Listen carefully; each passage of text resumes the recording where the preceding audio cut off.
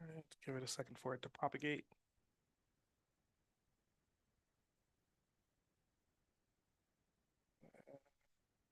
Go. Perfect. All right. Welcome back to Boss Uncaged podcast. And this is the book club edition. And we're with the one and the only. It's kind of hard to give this man like an actual definition because he's always on fire, right? His energy level is always 3,000 when the average person strives to be at 100%. So I'm just letting you know right now, your heart rate will get up this show, right? Your heart rate will kind of bust out of your chest. Once I give him the microphone, I'm warning you, I'm giving you heads up now, he's going to light you on fire. So we're talking about Markus, the big game boss, and his new book release. Kind of self-titled, if you think about it. It's Play a Bigger Game, right? So I want you to kind of tell all this a little bit about you and about this book, because I mean, this book is like a monument moment for you. So I want you to kind of talk about it a little bit. Oh man, Essay, thank you for having me, man. You know I'm psyched to be here. You know I love spending time with you, just being around you. And I just want to tell you how much I'm so grateful for guys like you in my life, but specifically you. Like, you're an awesome dude, but you represent a guy who's like, I am going to keep working harder to play a bigger game every day. And man, I respect that so much, and I don't take that for granted. So thank you for having me here, brother. Wow. So I definitely I appreciate that. And so I want you to kind of talk about, I think right off, like the book, before we even get into the actual chapters of the book. And when I interviewed you on the Boss Uncaged podcast, we was talking about your wife and how, she's not really front and center, but she gives you an opportunity to bring her on like once a year. It's kind of like a personal holiday for you guys.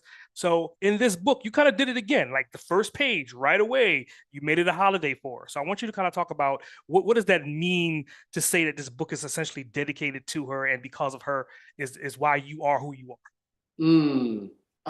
My woman, Brooke, is my everything. And, out of respect for her, because she doesn't love the limelight, she doesn't want social media popularity. She's not on social media. That's wild. She just doesn't want to be known by the world like that. And I respect that. So she says, on occasion, it's usually our anniversary, that I'm allowed to post about her or show a photo. And, but the book, man, the book is so much about Brooke. Like, she's molded me into the man I am today. She's walked alongside me. She's my partner. She's my running mate. She's my ride or die. We're together over 20 years, but we're married 20 years this year. And man, I'm just obsessed with her. And I want to make sure like she gets the credit she deserves. But that being said, I'm so excited. She's going to be at my two big book launches coming up in the next few weeks here. I want more people to get to experience my wonderful woman. And, in the book, we talk about choosing the right mate. And I see so many people just making bad decisions, especially early on in life. So there's even talk in the book about how to find the right person that's going to lift you up. Because one of the greatest things I think about Brooke as a gift to me, that she lifts me up in a way so that when I leave the house, I know I can conquer. I know I can go take down the lion and drag home that meat for my family. She lifts me up in that way. Whereas I know that there's so many men out there who get torn down before they leave the house. Wow. Good luck. Wow. Good luck. I don't know what you can do out there in the world when you're leaving the house deflated.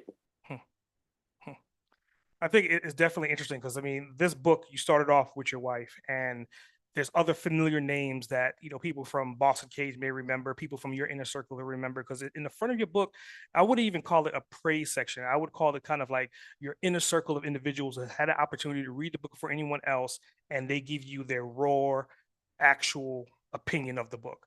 So let's start off with good old. If you were Superman, he would be the Hulk. Let's start with that, right? So, Micah, yes, he did a great review, and he was saying like he recommends this. And the key word that I want everyone to listen to is principles. He was talking about the principles to enhance personal growth.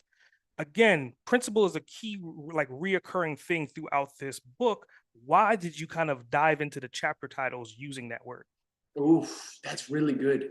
So let's cover a few things. Number one, friggin' love Micah. And I know everybody listening loves Micah. Micah is such an incredible dude, and his wife, Diana, who also read the book and gave me this beautiful review. You know, when they talk about principles, and what was so cool is it wasn't even just them. You know, most of those beautiful reviews had a similar theme to it, which is one, it's very much my language. It's very much my voice. So like, this is not a very sophisticated everybody. This is like simple stuff that just works, period. And I got to spend time with Rory Vaden this weekend. And Rory, if you don't know Rory, this guy is changing the world. He is a New York Times bestselling author. He is a marketing genius. And he said to me, he goes, Markus, you know what I love about this book is that like this stuff works, period. If you do this stuff, it will change your life. And to hear someone like him say something like that about my little book, but the truth is, like, I have that kind of confidence in this book. If you do these things, it will change your life radically for the positive, period. Because these are simple principles. This is not, I'm not reinventing the wheel. I'm not creating my own science. I'm not going way over here just hoping to get recognized. No, man, this is like the 1 + 1 = 2 stuff. And it's over and over. And if you do this stuff, if you practice it, if you do the challenges that I give you, and then you do it consistently, your life will change. So, you know, I alluded to calling you Superman in that first, because, you know, I'm always kind of thinking ahead.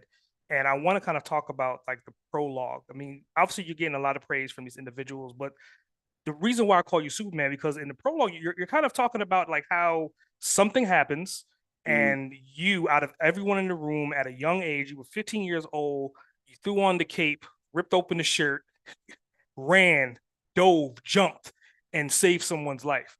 So I want you to kind of talk about, like, of all the stories, because again, you have a lot of stories, right? We can kind of go down any different road. Why did you pick that particular story? And what does that story then what is it a prologue for in the book? Oh man, I really love this line of questioning, by the way. So I didn't have that prologue. It was the very last thing I wrote. And I was praying about it, and I'm like, you know, God, I wish I had something in the beginning that describes who I am, but also will hook the reader. That they'll just be like, wow, that's something. I'll turn a few more pages. And this memory came back to me. And I got to tell you, I hadn't thought about it in almost 20 years. I had only actually told maybe 4 people in my whole life that story. And one of the reasons why, when people read this story, and I'll give people a little quick glimpse of it, it was a family member, and I don't mention who it is out of respect, because it doesn't change the story or add to the story, but can impact them negatively. So that's not what this is about. It was a family member, was on the wrong side of the ledge, 11 floors up in our suite, and was threatening to jump. And it just so happened that this was the trip in Maui where my whole life had already changed. God had spoken to me and said, what if you got to be the person you wanted to be? What if you got to have the confidence you wanted to have? What if you just stopped pretending to be something that you're not, what the world has told you to be, putting you in this box? And all of a sudden I was walking around like this confident man. And people responded to it. That's who they accepted. That's how fast we can change in our lives if we just accept that who we present today is not necessarily who we authentically are. I think there's very few people on this planet who would say, yes, this is who I authentically am. And that's when I shed that skin. And now I'm this confident guy. I'm getting the response I want from the dudes, from the girls. Like, life is good. And then boom, I walk into the room and I see this scene and this new confident Markus. I didn't even skip a beat. It was just, I have to grab that human being. And I don't know if it was the right thing to do or not. And I say that in the book, but that's who I was at that moment. That's who I was born to be in that moment. And I just went straight at that, grabbed them and threw them back on the proper side of the balcony. And it was just this, like, still when I visualize it, it's like this crazy movie going on in my head, and everybody around is standing, crying, tears in their face, shock, awe. And when I remember when I threw, The other three people standing there basically dove on the person, like, got to keep them on the side. And the ultimate lesson I believe I learned is I have to take action. Anytime I take action in life, amazing things happen. Now, will they always work out perfectly? Of course not.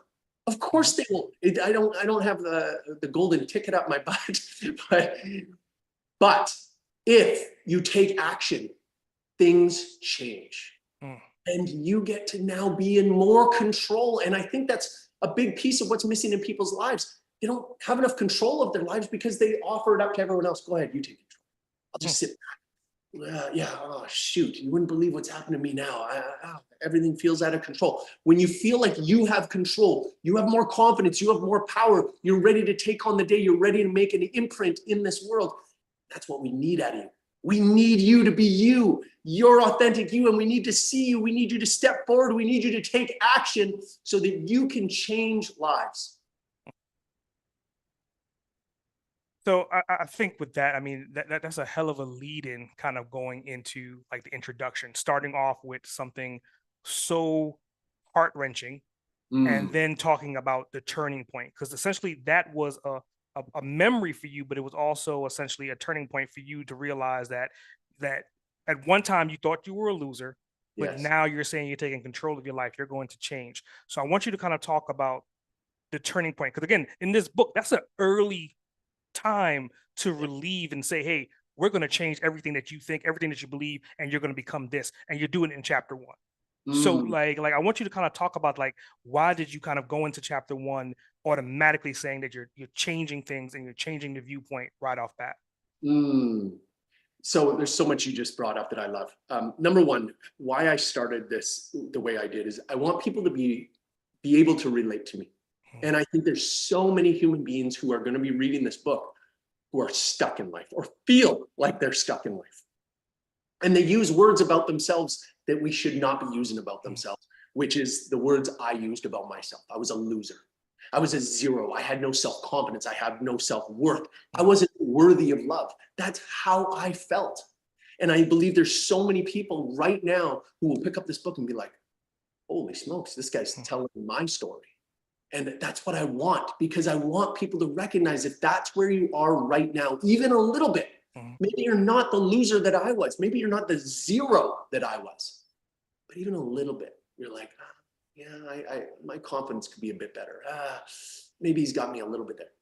I just want people to recognize you can change everything in an instant. And I was at such a low point. Like, I don't know if I could get lower. I don't know if I could feel worse about myself. But then the change occurred. And of course, this is a process, man. This is a 30-year process and ongoing. But man, did my life radically change because I made the decision to change. And the idea of who we are is really just something that we're making up. And if you're not taking control and making up who you are, then the marketers around you, the people around you, unfortunately, even the people you love, even with the best intentions, how many of us have family members when you're like, hey, I'm thinking of starting a new job. They're like, oh, but I don't want you to get hurt. Are you sure that's the right move? See, that's good intention. I'm not saying they're a bad person, but those are the things that mold us. And you go, oh, maybe I shouldn't take that new job. Oh, you're right, mom. You're right, dad. You're right, whoever. They're molding us. Whereas if you recognize that you can be in control and you take the reins and you go, you know what, this is my life. I actually want to take a little bit of risk in life. You know what, if I take this step out and I fail, I'm even going to be okay with that because I know I'm going to learn something and I'm going to do it my way. I'm going to involve other people. I'm going to listen to people. I'm going to listen to their opinions. I'm going to take in the opinions of people I respect. But then I'm going to take some action. I'm going to take some steps forward. And you won't believe how much you'll change because of that. And that is such a beautiful thing. And there's one more thing that I just said that I caught myself, and I want to make sure I bring this up. Be very mindful of who you take advice from. We just take advice from everybody at almost the same value. And it's like, are you freaking kidding me?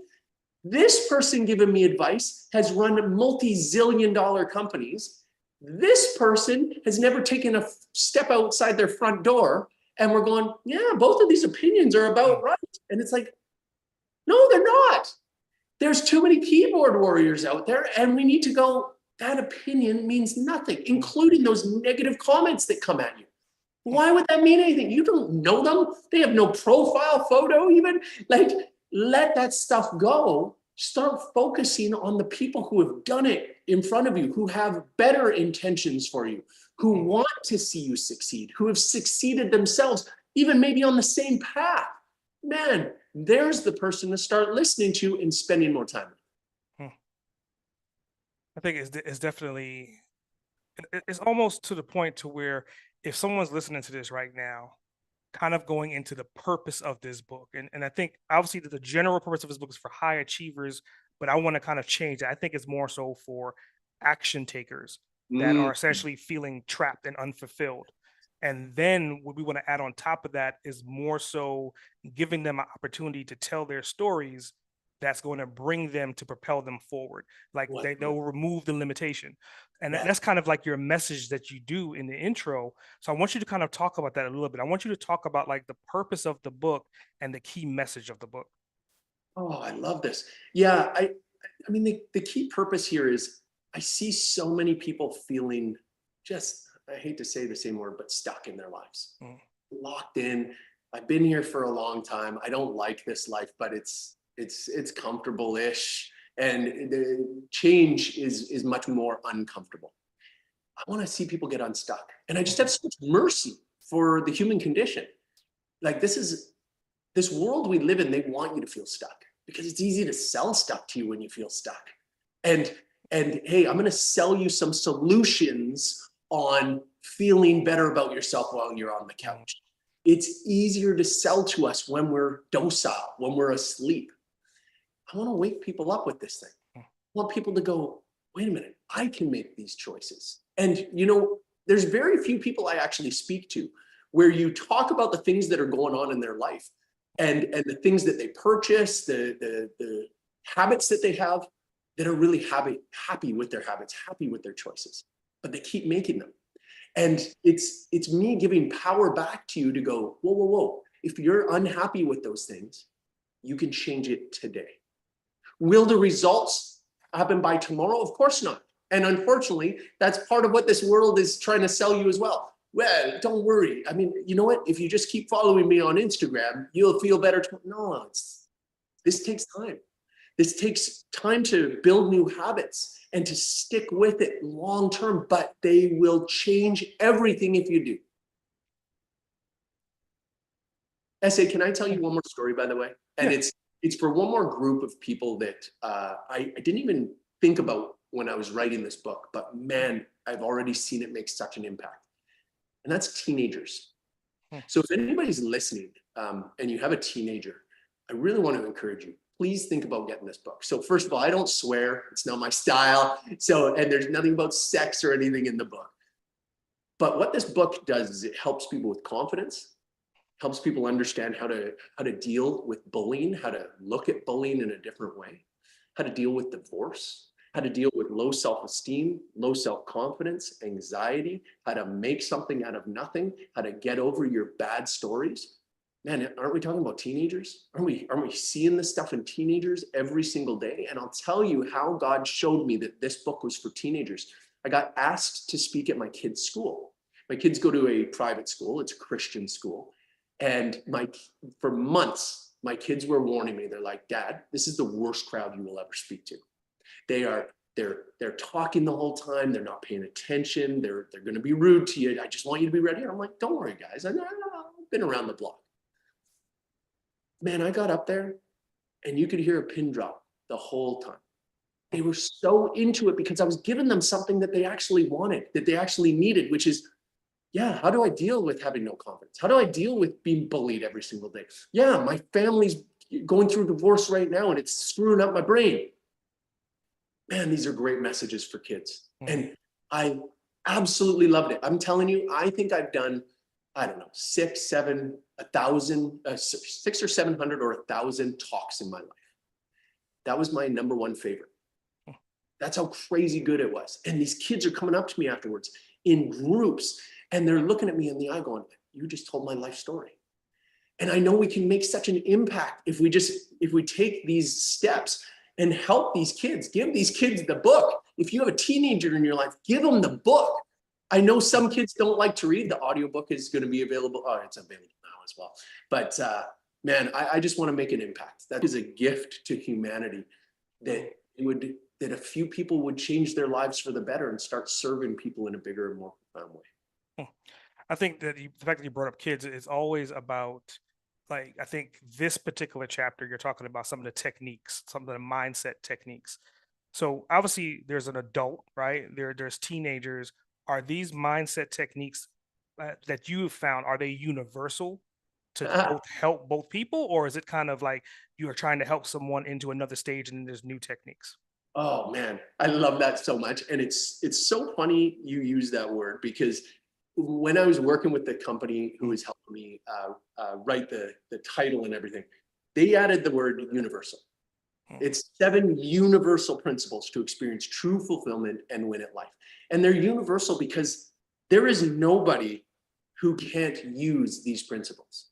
And I don't want to make it sound like, yes, this book is for everybody, which it is, but they're universal, meaning it doesn't matter your age, doesn't matter your race, doesn't matter what you've gone through. We all suffer from the same conditions of the mind. And we put these limitations on our own minds, and then we live within these confinements like they exist. They don't exist. And once you get to just see and hear somebody explain to you why they don't exist, and ways to prove that they don't exist, and you look outside and you go, oh my goodness, I put myself in this box. I'm leaving this box right now and I'm never coming back. That is the most beautiful thing you can do. And then your whole world opens up again. And you almost get to live like a 4-year-old again. Remember when we were 4 years old, we didn't have all this history that was weighing us down. Like, oh, no. There was one time I did this, and therefore I will never do that again. And it's like, what? No, you're 4. You're just skipping and playing and going, hey, this life is my freaking playground. There's nothing I can't do. I'm going to be a fire engine today. Like, yes, let's get weird. Let's do some of that more in our lives. Just imagine, all you adults listening, how much more free you would feel in your life if you acted that way for just one day. And I know people are hearing that right now, and they're like, I can't even imagine, Markus. And I think, by the way, what I'm about to say, with so much mercy and love, I think that's why a lot of us turn to the bottle, turn to drugs and alcohol, because it's like, man, it takes away all my worries for a minute, and it does this and does that. But what I think it's really doing is it's making us feel like kids again. When you didn't have the worries, you didn't have the stress, you didn't have the mortgage, you didn't have this and that. You can move closer to that. Those things are limiting beliefs, and there's ways around them. I think it's phenomenal. I mean, everything up until this point so far in this podcast, the next thing I'm about to say is what you've been doing this entire session. You've been giving advice for transformation. And in that section, you were talking about utilizing mentors and coaches. So like, you're coming across as a mentor and a coach, right? You're giving them the insight. You also have the proof is in the pudding to back it. Earlier on, you had talked about, why would you listen to someone that worked for or built this 0 revenue-based company, and you actually have $170 million in sales under your belt. So I want you to kind of talk about how impactful is it for you to be the person that's walking the walk, talking the talk, and then delivering this advice for transformation. Man, first of all, thank you so much for that. I feel so privileged. Like, I'm so grateful that God has chosen me to live out this life. And especially, I get to experience extra gratitude because the first 15 years of my life were so crappy and so 0 in every way.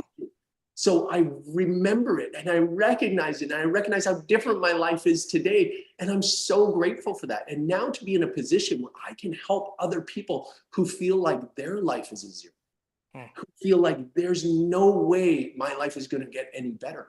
And I can go, oh, I can assure you it can. I would love to help you and help you see how awesome you are.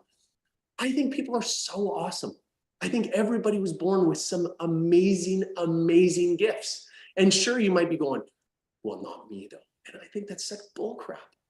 And I just want you to know there's somebody out there who believes so highly in you. And yeah, it's one of my favorite things to do, to take on the mentor role.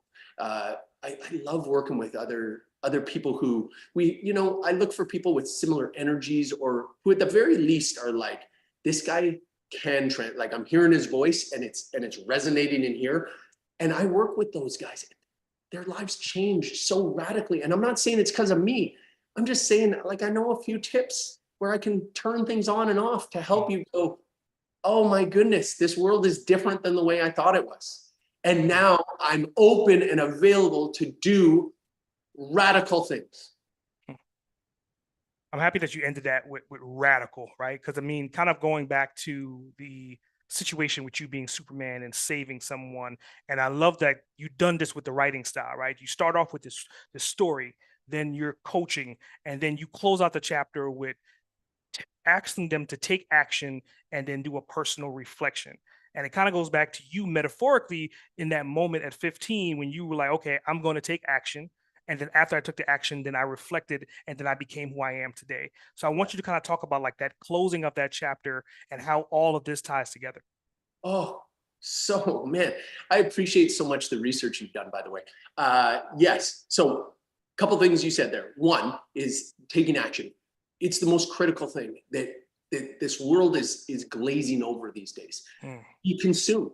We just consume. We consume everything on social media, on the news, and we do nothing with it. You could literally read every book on the planet, and if you do nothing with it, nothing will change. That's a wild thought. So you need to take action. So one of the key things I did with my book is I constantly said, stop what you're doing. Take this challenge right now. And there's simple steps. They're not radical challenges it's going to take you months to do. It's like, here's something you can do in the next 3 minutes that will change your life. And you're so right. The next key part is, let's take a step back and go, how did that feel? What were my results from that? If I kept doing this every single day, how would things change? Oh man, those answers are life-changing answers. Like, yeah, if I just went for a 20-minute walk every day, yeah, I'd feel a lot better. Like I feel clarity. I got time to think. I spent time in nature. I took some big deep breaths of air. I got some exercise for my body, my mind. Everything is so great. But then we don't do it tomorrow, and we don't do it, and we forget these things. So we have to take stock. We have to take score. We have to once in a while just look back and go, how did that work out for me? And should I keep going with it? And now you start developing habits this way. And there's tons in the book about developing habits, how to develop them better. And hey, here are some habits to develop. So I wanted to make sure it was just, these are the simple steps that will actually change your life. Like, I didn't write this book for me. I didn't write this book to hear myself talk. I wrote this book in simple English in the ways that impacted my life and that I know can impact others as well. I think going into the first principle, and obviously all the principles are valid principles, but the hierarchy of the principles is something that I know that you probably articulated for a particular reason. And going into the definition of integrity, principle number one, and essentially the ballpark of this is all or none. There's no 99% of integrity, right? So I want you to kind of talk about like, why did you choose that as principle number one? And what does integrity mean to you, what you're doing, and what you're hoping to help coach people do as well? Well, I chose it as my number one because my life, I've been focusing on integrity my whole life. Sorry, I shouldn't say my whole life, my whole real life after 15. And because I filtered everything through the lenses of integrity, man, it answers so many questions. It keeps you, it's like having that little angel on your shoulder, just reminding you constantly, hey, go left, don't go right. And it's tough. Life can be tough that way, where each day we've got a billion decisions in front of us, and lots of them seem innocent. Like, it's not a big deal if I go right now. But if you have that, hold on, 100% integrity. Oof, yeah, that's an easy one. I can't go right. I see where right is going to lead me, and it's just my integrity goes down a little bit and a little bit and a little bit. When you take the integrity path, oh my goodness, it actually makes life so much easier. We think it makes it harder because we're like playing by stricter rules. The furthest thing from it. And, one of my favorite analogies is, you talk about bringing kids to a soccer field and you throw the ball out there and go, no rules, everybody. You've seen this happen, and we've all played these kind of games. Is that fun? Like, people are picking up the ball, they're running with it, they're throwing it at your head, you're punching each other, there's no out of bounds. How do you even score? That's not fun. But now you go, hey, just so you know, so here's the parameters, this is the boundaries, here's the goal, here's some of the rules. Like, you can't pick it up with your hand, you got to do this, you got to do that. And it's like, yeah, those are a bunch of rules, but then you're like, oh, now I'm free to have fun within these parameters. So it's the same thing with integrity. If you focus everything through integrity, run everything through the filter of integrity, it answers your questions. It actually makes life easier, but also it gets you so far ahead because nobody else lives with integrity. There's very few people living with integrity right now. Please don't hear that as I'm better than you because I live with integrity. No. It's that if you start living with integrity, people are going to notice because most people don't. And they start going, I feel like I can trust this person more. Like they make integrity moves. And when you keep making integrity moves, people take notice because they're bold, they're big, and no one else is doing it. I think it's one thing to personify that, right? To live and breathe that. And I want to go into your Steve Jobs example. And Steve Jobs was talking about essentially, and I'm just going to make it a general example. If you're building a dresser, for example, and everyone has put together a dresser or has bought a dresser, in the back of the dresser is not necessarily wood. It's kind of like cardboard or construction paper. It's like the cheapest thing possible just to cover the back because the back is going against the wall. But in Steve Jobs' philosophy, he's saying if you're using oak in the front, then you should use oak in the back. Now, here comes the devil's advocate aspect to this. Yeah. You're talking about revenue. You're talking about numbers. You're talking about the premium. Is somebody willing to pay that extra amount for that level of integrity, knowing that they're never going to see the back of that dresser? I love that you just brought this up, because that right there is why most people don't take the road of integrity. Because in dollars and cents terms, for today, yep, it's cheaper just to get the plywood. It's cheaper to put the construction paper up. Long term, that thing's falling apart. Long term, it's embarrassing. I'm hoping you don't open that cupboard. I hope you don't see what's back there. So it's the same in life. Stop living like this. I hope you don't notice. I hope my wife doesn't ask me what happened in Vegas. No, you live a life with integrity and you're like, go ahead, take a peek. Take a peek. It's a long-term play. And I knew that from day one. When I was building one of my bigger businesses, I knew I was choosing integrity first. We were using the highest quality ingredients. And I'm like, oof, I'm in an industry where people are going, what is the cheapest thing I can put in this product? And what if I don't even put it in? What if I say I'm putting it in here, but I put it in here, and even this is garbage? And I'm going, you know what though? I'm very confident long-term, people are going to be talking about me in a positive light and that company in a poor light. And shocker, that's exactly how it turns out. Of course it would.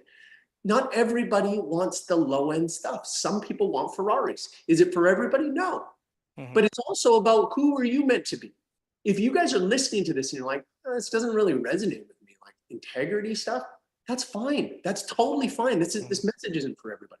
But I know some people are listening going, man, this is my language.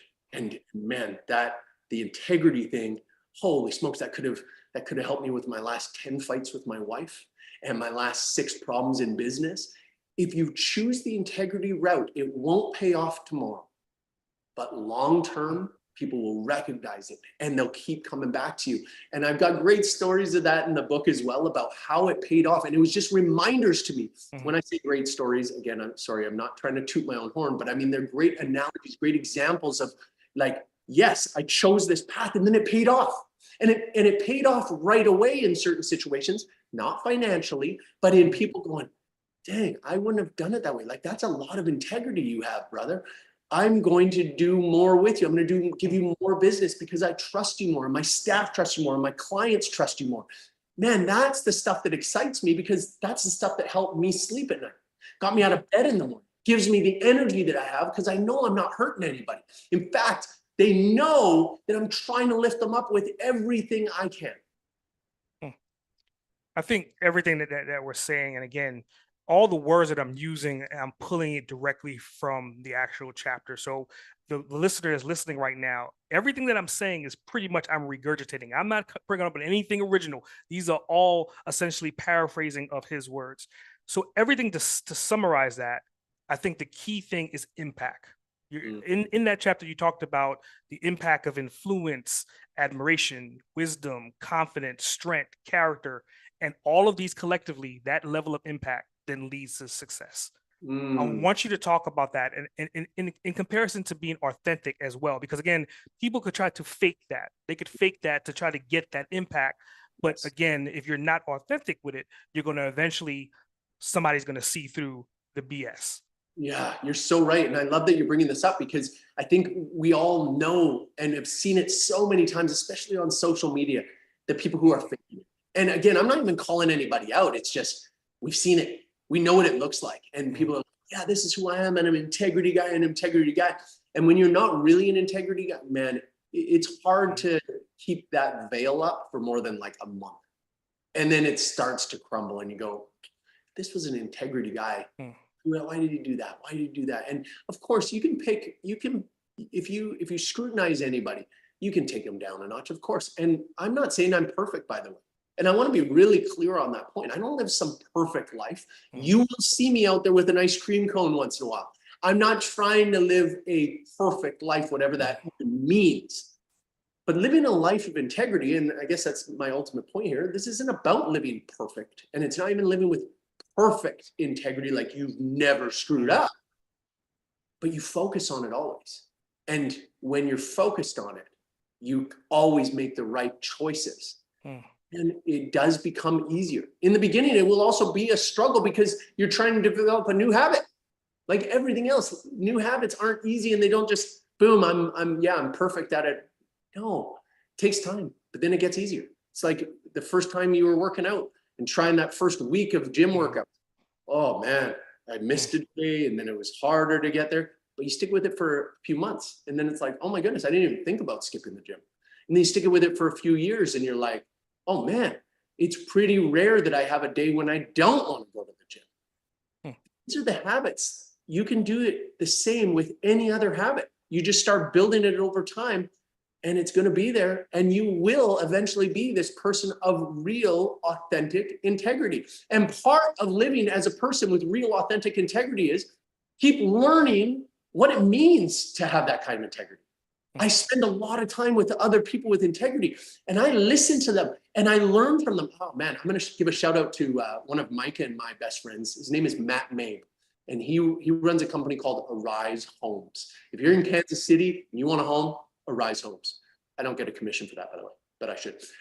Matt, one of the most integrity guys I've ever met. And I listen to some of the stuff this guy does with his charities, the way he treats people, with the way he loves people. And I'm like, taking notes. I'm like, are you guys getting this? This guy's amazing. That's part of integrity too. Integrity doesn't mean, okay, now I've got integrity. Now I'm just going to keep my blinders on to the world. No, it's a growth thing too. Integrity means I need to keep updating what integrity even means and keep learning from the best of the best. Who I am today is nothing compared to who I'm going to be in a year or 10 years from now. And if I want that to be the case and to be true, I better grow every single day. I think everything you just said, and again, I think, we're literally kind of following the book's outline to a certain extent. And this kind of leads me to no lies, but not lying to yourself.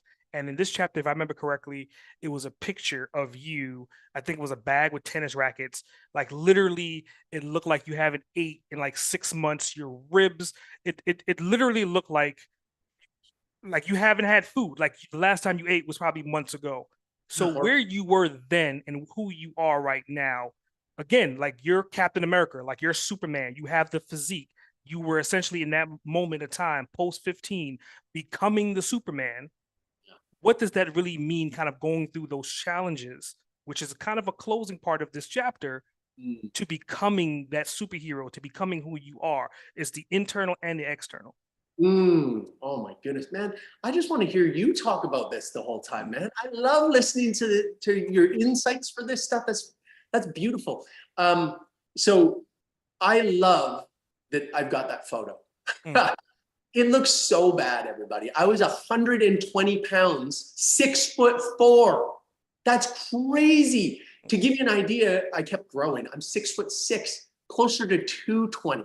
I'm not a huge dude, but I got almost 100 extra pounds. That's nuts.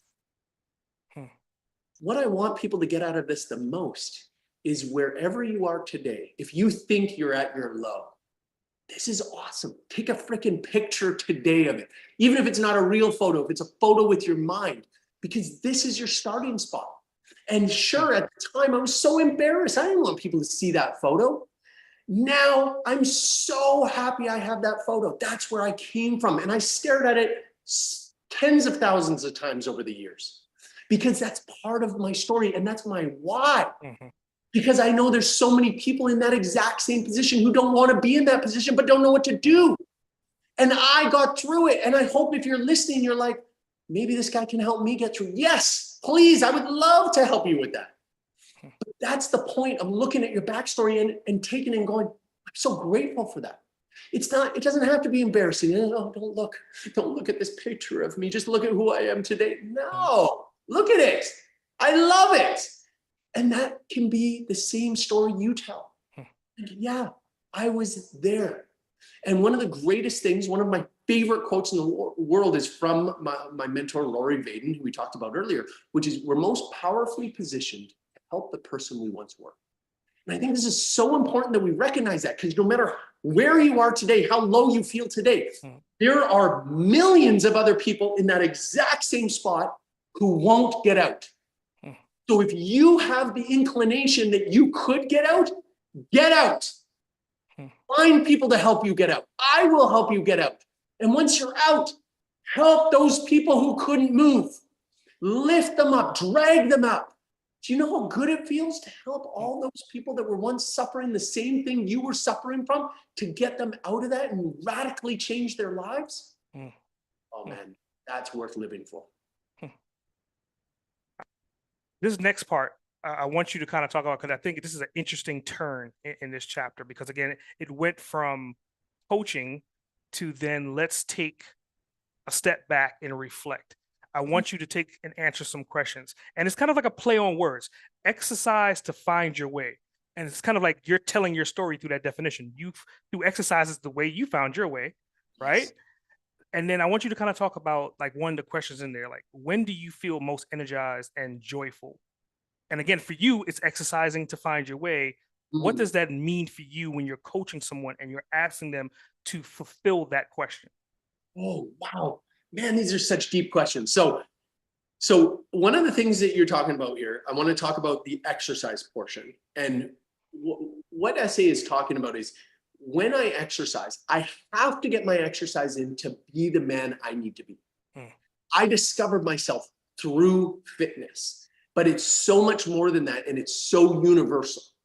What we don't recognize or give enough credit to is when you get your exercise, especially in the morning, it fires you up in a very special way so that you have way more energy for the rest of the day.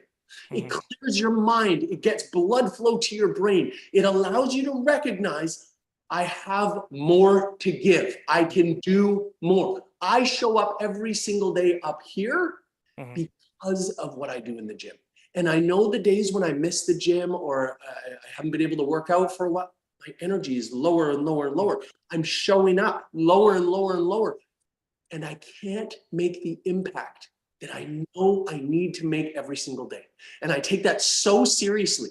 I take it so serious that I want to show up as 100% every day, because I don't know who I'm going to need to reach today and who needs to see Markus at 100%, because I know if it's Markus at 80%, I won't have the same impact. So there are certain things in your life. Exercise is universal. I will say it, everybody needs their exercise. You just need to find the exercise that you need to find that gets you excited. Mm-hmm. Now, the next piece is through that, you can find out more about yourself. You can discover more about yourself. See, if you're not getting great results because you're showing up every day at 60 or 70%, mm-hmm. what if you showed up at 100% and your whole world changed? Doesn't that almost seem obvious? How many people listening right now, if you're being honest and you're like, yeah, I probably show up at 60 or 70%. Mm-hmm. Do you really not think if you showed up at 100% every day for one full week, your life wouldn't start to change? Of course it would.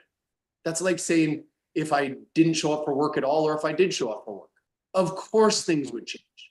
I know that sounds obvious, but how many of us are actually taking that serious enough to make sure we show up for work 100% every day? And there's so much responsibility in that. It's not just exercise. Oh, I got my workout in, like Markus said, but I don't feel like I'm showing up at 100%. Okay. How did you sleep last night? How's your stress levels? Did you eat clean this morning, or did you eat garbage that's now weighing you down? Did you skip a meal and now you don't even have the energy from food? If you have to have coffee, did you have your coffee or did you miss your coffee? Did you have too much coffee? See, all these things, you know yourself. I don't know you. Mm-hmm. You know yourself, how you need to show up at 100%. Are you doing all those things so that you can consistently show up at 100%? Mm-hmm. Now, without just looking at the side of who could you serve and who could you impact, how about just how much will your life change if you showed up at 100%? How much more will you enjoy life? And this, again, is what SA was bringing up, is like the most joy I have, where I feel my best, is when I know I'm showing up at 100% every day. Mm-hmm. Because not only am I impacting people, which is critical to my happiness, but it's that I know I've showed up my best. And when I show up at 90 or 80 or 70%, mm-hmm. I question myself. I feel guilt over, man, I could have made a bigger impact. And that guilt that people feel, that question, it just slows us down. It just weighs us down. And then tomorrow we're going to make even less impact. So instead, why not just follow the good, positive path here and go, I'm going to show up at 100% today. And then take notice, write it down. Oh my goodness, here was the impact I made. We're so quick to forget the stuff that you might have changed someone's life today, and they might have said to you, you changed my life. And you go, oh, that's amazing. And then by nighttime, you get home and you didn't even share that information. And then you forgot it. And that's crazy to me. But we do it every single day because we've found other ways to get our dopamine hits. Mm. And then that washed away the great stuff that we really impacted somebody. But if we stop and we celebrate that, we take notice of it, and then that gives us more incentive to show up tomorrow the same way, because I'm going to impact somebody else that way. And then these things start to compound. Mm-hmm. And think, if you're getting ahead by this much each day, this compounds. Think of what that looks like after a month, or after a year, or after 10 years. You will have a radically different life. And that's exactly the life that I've been working on for the last 30 years. And I'm proof that if you make these steps, your life will radically change and you will make massive impact on the people around you. I think with that, a listener, you're listening right now, you're hearing his energy, right? You're seeing the motivation, you're seeing the dedication. And then he started talking about percentages, 100% versus 70%. And I want to kind of unpack that based on some information that you put into this chapter about weak and strong. So to your point, when you're weaker, let's say you're at 70%, then you actually have to like figure out that 30% of motivation. So weak and strong motivations is something that's very important to understand, that the 100% can be 50% weak motivations, 50% strong motivations. It doesn't have to be 100% of either one of them, because that will lead to burnout. So I want you to kind of, and I just started the snowball with that conversation. I want you to kind of take this snowball and continue rolling it down the hill for us. So if it's okay, I want to take this just in a slightly different direction and to say this. For me, and this may or may not be universal, you all get to decide. If I don't show up 100%, let's say I show up 70%, I don't even necessarily notice and recognize the opportunities in front of me. And just less opportunities are put in front of me. It's wild. Every time I know I show up at 100, man, the opportunities present themselves so clearly. And the people go, man, your energy, the way you showed up and whatever it is, hey, I need you to come onto this TV show. I want to feature you in this. I want you to be part of that. I want to introduce you to this. I'd like for you to speak at this. And when I show up at 70, those opportunities never get off. And sure, you can look at it after the fact and go, oh no, what have I missed? But you'll never know. That's the thing. I'll never know. No, I don't spend any time in that. I don't spend any time in like, oh, maybe I missed the best opportunity of my life. No. But what I will do is make sure tomorrow I show up at 100%. And by doing that, and by doing it consistently, and it's not perfect. Do I show up at 100% every single day? No. And I hope you guys hear that. This isn't a guy going, so I'm so perfect. And if you want to be perfect like me, no, that's not who this is. That's not what this is. And I don't think that exists. But if you can work towards showing up every single day as perfect, as your 100%, there will just be way more opportunities for you. That is life-changing. Talking about like life-changing things, right? Before this call, we were talking, I was like, hey, we got this call for about an hour, right? Knowing that if we had 5 hours, it would probably still wouldn't be enough. So I think we're at that point to where if you're willing to continue going, I'm willing to continue going, because I think for the listener, essentially they've gotten so much content, so much data, so much information, but I want you to realize this in the chapter structures. We've only touched on the first chapter. Like 70% of what we just said, chapter 1, principle 1. There's 6 other principles that we haven't even dove into. Now, obviously, getting the book would help you with that. But again, the microphone and the floor is yours. Would you like to continue, or would you like to kind of leave it a little open-ended and maybe we do another episode? So essay 1, man, I'll take any time I can spend with you. You know that. 2, I'd love to come on again anytime. 3, unfortunately, I have another podcast in about 15 to 20 minutes. But why don't we do this? Why don't we give people a little teaser, a little taste of what else? And listen, just so people hear me say this, you buy the book or not, this is not about me trying to shove the book down. If you heard something today out of my mouth, if there was something that resonated with you, buy the book. It will make a difference in your life. However, if you're not going to take action on it, then don't. Save your money. That's fine with it. And I did do the audio version. And by the way, doing the audio was one of the toughest challenges I've ever had in my life. Essay, have you ever done an audiobook? Dude, that's crazy, right? Yeah. Like reading out loud for an hour and a half to 2 hours straight with inflections and stuff, and just having to get everything dialed in. That was a while. I was exhausted after that. So that was super fun. So if you pick up the audiobook, I would love to hear your feedback, everybody. But let me give you a taste of a couple other things that are in the book. One of my favorite things to talk about is choice. People don't realize how much control they actually have over their life by the choices that they make. And when you peel back anything that's happened in your life, you can peel it back to a single choice, a single decision. When you recognize that you have that power, that it was your decision in the first place, now you accept that power and you recognize the value of the choices you're going to make today will impact your tomorrow. And there's so much to unpack in that. And I love knowing that I have that control. And the things that are out of my control, because yes, there are tons of things out of your control. The government, taxes, the weather, all these, there's a million, traffic. But you have the choice to focus on those things out of your control or not.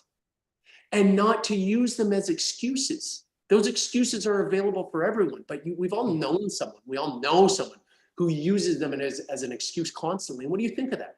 Oh, I'm so sorry I was late because of traffic. Oh, this happened. Oh, the government is getting me down and all this. You could be the opposite. You could be the person that's like, you don't have to talk about yourself, but you can just know that like, hey, those things don't impact me. They impact everybody the same. So I'm not going to worry about that. I'm not going to talk about it. I'm not going to spend time worrying, frustrated. What if? So choice is one of my favorite things. Tell me one more thing. And actually, I want to hear your voice. Will you just tell me one thing that you got out of the book that excites you for other people to get out? I mean, every chapter could essentially be a book by themselves, just to start with that. And I wanted to kind of illustrate that by just talking about that first chapter for as long as we did. And we didn't even give like all the details of the chapter. We just talked about like the primary concepts of that chapter. The thing that I love most about this book is kind of going into the epilogue and essentially the emphasis on the importance of surrounding yourself with like-minded individuals for personal growth. And again, all these other chapters, whether it's gratitude, whether it's discipline, consistency, all of them kind of fall into that circle of execution. You cannot get ahead if you are essentially the top dog in that circle. There's no way for you to grow. Everyone else is using you to grow. Being somewhere in the middle of a circle to where you can kind of help the people below you and help and learn from the people above you. And there's an equilibrium shift.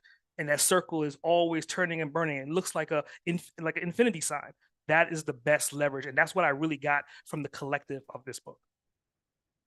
Thank you for that. That is a beautiful summary of what this book is about and what this book can do for people. So going into like general closing, again, there's essentially 7 principles. So if you don't mind to just recap at a high level, like just the title of those 7 principles, so that way they can kind of understand. We only really ran over one, but ideally, what are those 7 principles that someone should be having a notebook structured and every page should have one of these principles on to take notes? Awesome. So we talked about integrity. We dabbled in choice.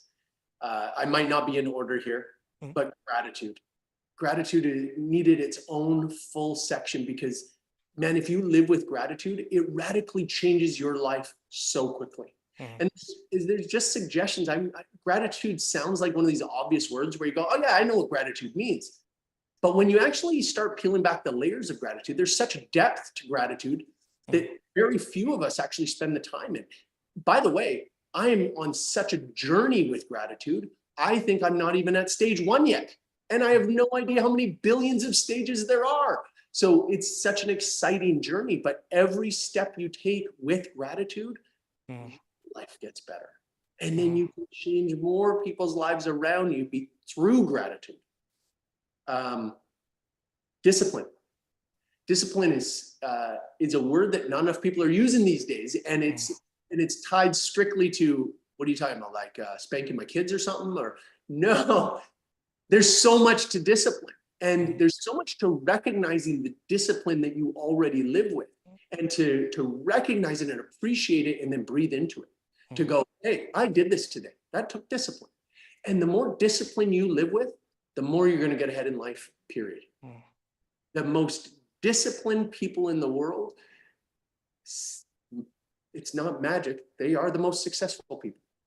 Now, do many of them lose their discipline? Sure, but that's not what this is about. The more you can focus your discipline, and one of the things I mentioned in this book is, if you have good discipline at something and you point it at anything you want, you will find great success in that.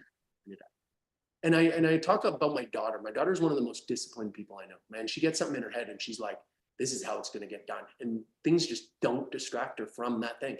It's amazing. And I love seeing that in her because I know as long as she points that in the right direction, she can do absolutely anything she wants on this planet. That's awesome. So there's discipline, and there's so much to discipline to unpack in there. Consistency, man, this is a word that we're missing in this world so much because people do things once or twice and they go, I didn't get the results I was expecting. But there's nothing in this world worth getting that doesn't require some consistency. Like if you're trying to woo your perfect mate, you think it takes one love letter? Or is it going to be love letters every few weeks for the rest of your life? Man, that is how you're really going to make an impact in that relationship. But consistency with all of these principles. if you consistently do these things, consistently take these challenges, consistently live by these principles, I am 100% confident everything will change. And you get to create the exact life you want. Wow. I think with that, going into closing, and I think this is something that I see you project on a regular basis. This is part of your bloodline, part of who you are, and they go hand in hand. Faith and service, which are separate principles, but I want you to kind of talk about that going into closing on this episode. Oh, thank you. And thank you for grabbing the last two. I was about to talk about faith. So I love this, man. And just so everybody knows, when I'm about to talk about faith, yes, I'm a Christian man. Yes, I trust God. I have this, man, he's so generous. It's such a beautiful relationship he's offered. But it's not just for me, it's for all of us. But the faith section actually isn't just about God. Faith is about having faith in yourself.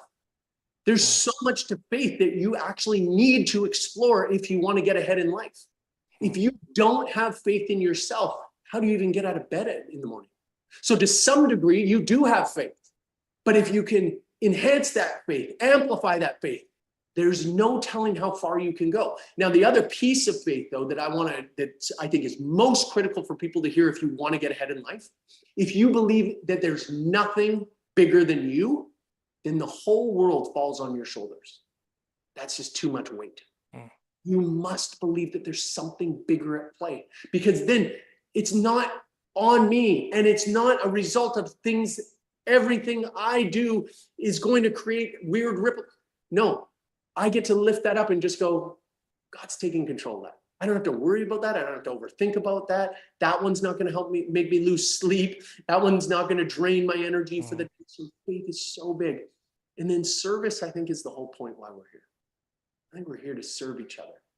And every human being who I've ever met who lives into service, meaning that they're here, they recognize, they accept that they're here to serve the people around them, it's happened to be the happiest people I know, most fulfilled people I know. Because we're given these gifts, we're given these blessings, we strengthen ourselves, we build these beautiful muscles, both here and everything around us. And if we use it to serve someone else, it's the most beautiful use of it. And we tend to try and use it for ourselves first, and we go, it doesn't feel that great.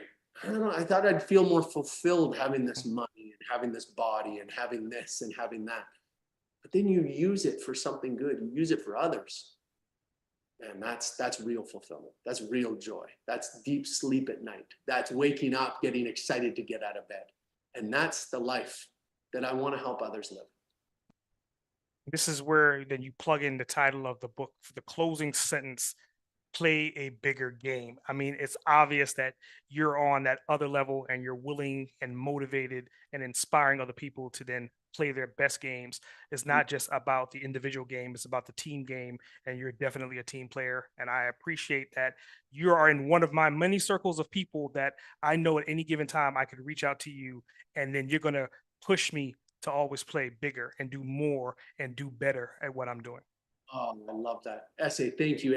And you, I feel the same way about you. I know that you're in my corner for that. And just know, I am always that call away for you, man. I want to lift you up. So excited for this next chapter in your life. And anybody who's listening to this, who, again, if something resonated with you, why don't you reach out to me? Let me know that you heard me on this podcast. What stood out to you? Man, I'll respond to you. Reach out to me and join my newsletter. I send out free stuff to my people all the time. Just let's hang out. Let's get involved. I want to see you grow. And yeah, if you feel inclined to do it, go play a bigger game and start playing a bigger game in life. Wow. With that, S.A. Grant, over and out.